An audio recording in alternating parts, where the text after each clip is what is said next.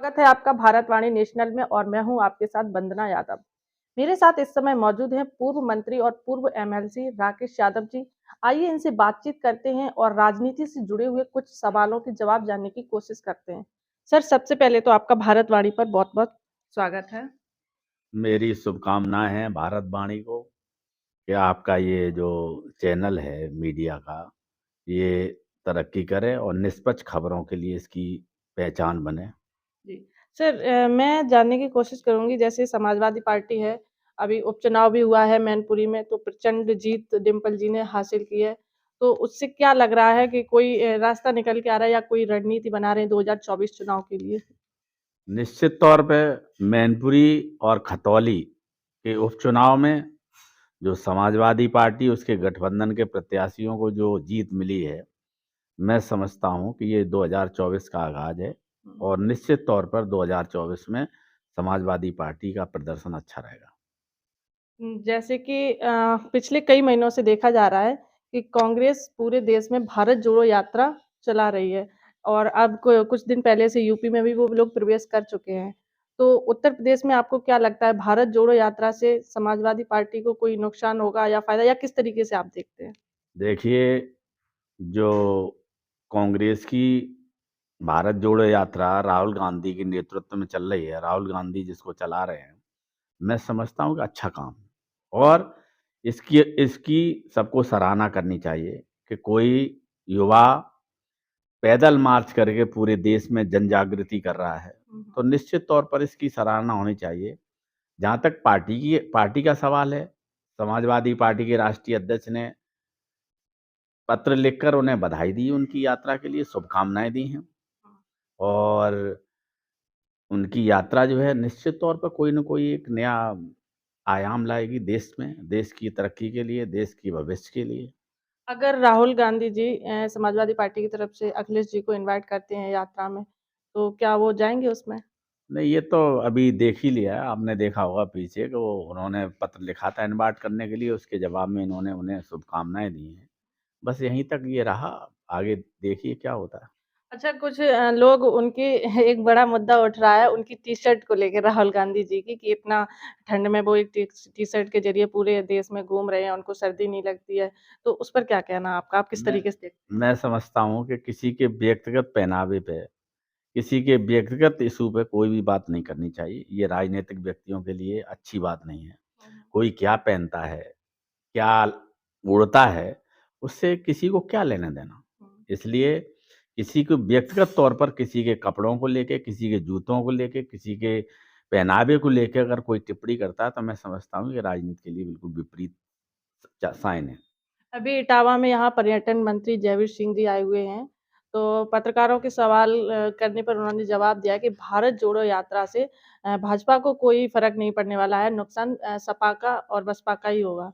तो उनके बयान को आप किस तरीके से ये जो जो भी पर्यटन मंत्री हैं, ये तो मैनपुरी में भी बयान दे रहे थे कि मैनपुरी विधानसभा से भारतीय जनता पार्टी प्रचंड बहुमत से जीतेगी। तो आप इसी से अंदाज़ लगा लीजिए कि जो पर्यटन मंत्री जी कह रहे हैं, तो उनकी बातों में कितना सत्यता है, कितना ओर-छोर है उसका। सपा को भारत जोड़ो यात्रा से कोई नुकसान नहीं है? सपा को क्या नुकसान है? सपा की नीतियाँ, सिद्धांत जनता की भलाई के लिए हैं, अल्पसंख्यक, दलित, मजलूम लोगों के लिए हैं। इसलिए समाजवादी पार्टी का एक मोटिव जनता की भलाई के लिए है, इसलिए इस यात्रा से कोई फ़र्क नहीं पड़ने वाला। जैसे कि मान के चलो अभी लगातार पहले तो 2017 से लेके 22 तक रही है बीजेपी सरकार, फिर दूसरी बार भी बीजेपी ने ही जीत हासिल की है। तो एक मुद्दा जैसे रहते हैं बेरोज़गारी हुआ, महँगाई हुआ, तो इन मुद्दों को लेकर आपका क्या विचार है? बेरोज़गारी कम हुई है या नहीं महँगाई को लेके? वो तो केंद्र की सरकार से लेके प्रदेश की सरकार ने केंद्र की सरकार ने कहा था 2 करोड़ नौकरियाँ देंगे, 15 लाख गरीबों के खाते में आएगा, किसी के नहीं आया। वही प्रदेश का हाल है, प्रदेश में करनी कहते ज़्यादा हैं, करते कम हैं। और उन्हें प्रदेश की भलाई के लिए, प्रदेश में जो इस समय ठंड कितनी पड़ रही है, लोगों से ठंड की वजह से लोग हताहत हो रहे हैं, घटनाएँ हो रही हैं, उनको उनकी मदद करके ठंड में लोगों को मदद करनी चाहिए और मैं समझता हूँ कि इस प्रदेश में एक ठंड से लोगों को बचाने के लिए प्रदेश सरकार के नुमाइंदे एक अलग जगह तो अच्छा रहेगा। क्राइम को लेके जैसे कि केंद्र सरकार भी और राज्य सरकार भी कहती रहती है कि क्राइम पे हम लोग अंकुश लगा रहे हैं। अभी आप देख रहे होंगे कि सारे टीवी चैनल्स पर चल रहा है, एक मामला हाइलाइट है दिल्ली का, अंजलि केस वाला। तो उस पर आपका क्या कहना है? अंजलि एक लड़की है, उसके साथ देखिए, निश्चित तौर पे घटना बहुत दुखद है हुँ, और इस तरीके की घटना की पुनरावृत्ति इस देश में नहीं होनी चाहिए। उससे पहले भी दिल्ली में ये घटना हुई थी और इस तरीके की घटनाएँ नहीं होनी चाहिए। उसमें जो दिल्ली की सरकार है और केंद्र की सरकार है, क्योंकि जो दिल्ली है, दिल्ली प्रदेश है, वो टेरिटरी प्रदेश है और टेरिटरी प्रदेश में वहाँ का जो प्रशासन है, वो सेंट्रल गवर्नमेंट के हवाले, वहाँ की पुलिस सेंट्रल सरकार के हवाले है। इसलिए प्रदेश सरकार, दिल्ली प्रदेश सरकार और सेंट्रल की सरकार में भिन्न-भिन्न मत हैं और उस मत के हिसाब से जो पीड़ित पक्ष है, उसको न्याय मिलने की उम्मीद कम रहती है।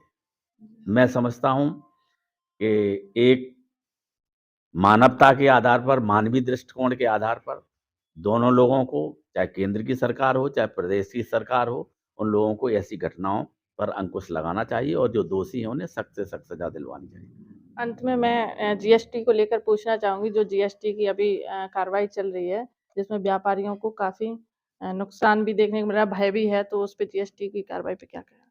देखिए, एक नोटबंदी और नोटबंदी के बाद ये जीएसटी।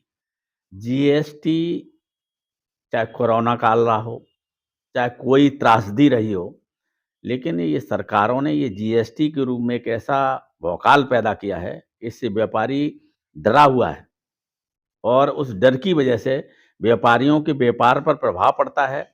इसलिए ये टैक्स के रूप में इस तरीके से जो छापेमारी हो रही है, ये सरासर जनता का उत्पीड़न है और इस तरीके के उत्पीड़न से सरकार को बचना चाहिए।